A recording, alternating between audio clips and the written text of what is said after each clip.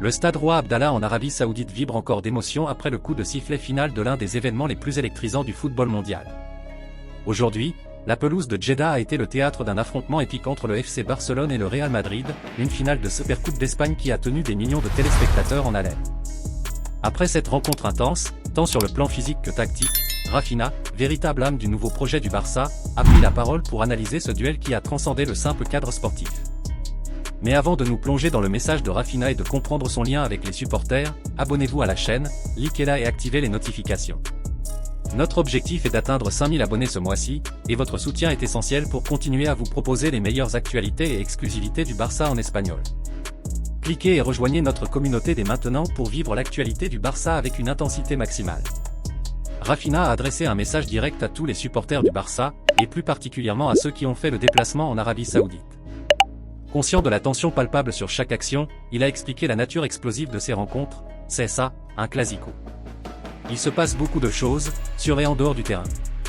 On essaie de tout équilibrer, mais ce n'est pas toujours possible, a-t-il confié, reconnaissant que l'intensité de la rivalité prend parfois le pas sur les émotions dans la lutte pour le titre.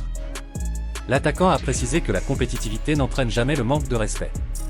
Il a dissocié l'agressivité sportive de toute intention d'offenser leurs éternels rivaux. On ne veut offenser personne, ni les joueurs du Real Madrid, ni leurs supporters. Quand on entre sur le terrain, on doit défendre notre équipe, et c'est ce qu'on a fait, a-t-il affirmé avec conviction, privilégiant les intérêts du club catalan.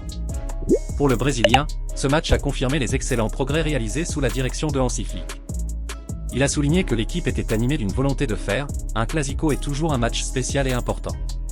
Après un bon début de saison, nous étions très déterminés pour cette rencontre, a-t-il admis, insistant sur l'importance de la préparation mentale. Raphinha a exprimé sa gratitude envers les supporters pour leur soutien, un élément essentiel pour donner le coup de pouce nécessaire en finale. Les supporters ont tout fait pour nous et ont rendu cette ambiance toujours si particulière. J'espère qu'ils continueront ainsi toute la saison, a-t-il souhaité, saluant le lien historique entre le terrain et les tribunes.